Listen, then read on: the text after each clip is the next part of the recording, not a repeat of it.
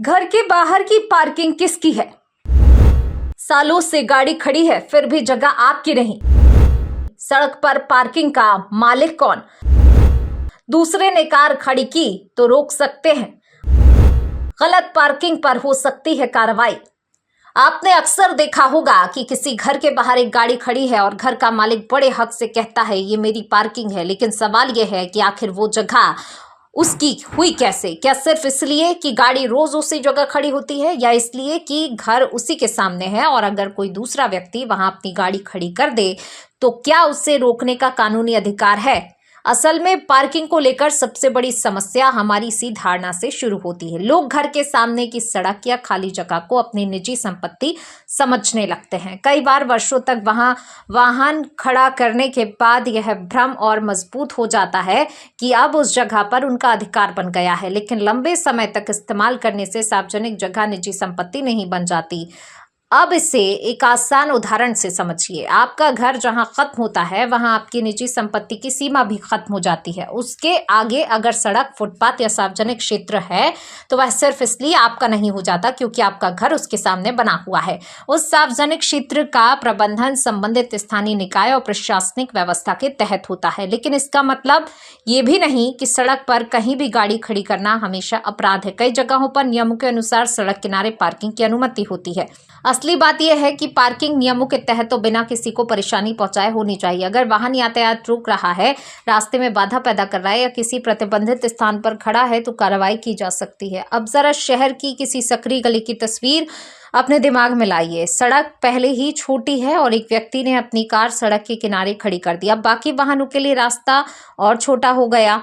सामने से कोई दूसरी कार आती है तो दोनों वाहन फंस जाते हैं। कुछ ही मिनट में वहां जाम की स्थिति बन सकती है, यानी एक व्यक्ति की सुविधा पूरे मोहल्ले की परेशानी बन सकती है। और यही कारण है कि पार्किंग का मुद्दा सिर्फ कार खड़ी करने तक सीमित नहीं है। इसका संबंध ट्रैफिक मैनेजमेंट, सड़क की क्षमता, पैदल चलने वालों की सुविधा, आपातकालीन सेवाओं से भी है। सबसे ज्यादा परेशानी तब होती है जब लोग footpath, green area, bus stop या दूसरे प्रतिबंधित स्थानों को भी पार्किंग की जगह बना लेते हैं।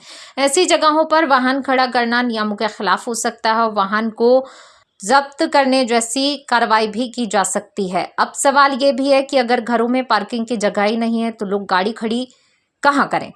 यही असली शहरी चुनौती है। सिर्फ ये कहना कि सड़क से गाड़ियां हटा दो समस्या का पूरा समाधान नहीं है। शहरों में व्यवस्थित पार्किंग स्पेस बनाना, पार्किंग को चिन्हित करना, उसका नियमन करना भी जरूरी है। यानी पार्किंग की व्यवस्था ऐसी होनी चाहिए जिसमें किसी एक व्यक्ति की सुविधा के कारण पूरी सड़क प्रभावित ना हो। खास तौर पर यह ध्यान रखना जरूरी है कि एम्बुलेंस, फायर ब्रिगेड और दूसरे आपातकालीन वाहनों के लिए रास्ता हमेशा उपलब्ध रहे। अब वापस उसी सवाल पर आते हैं, क्या आपके घर के बाहर की जगह आपकी पार्किंग है? जवाब इतना सीधा है कि सिर्फ घर के सामने होने या वर्षों से इस्तेमाल करने से उस सार्वजनिक जगह पर आपका मालिकाना हक नहीं बन जाता।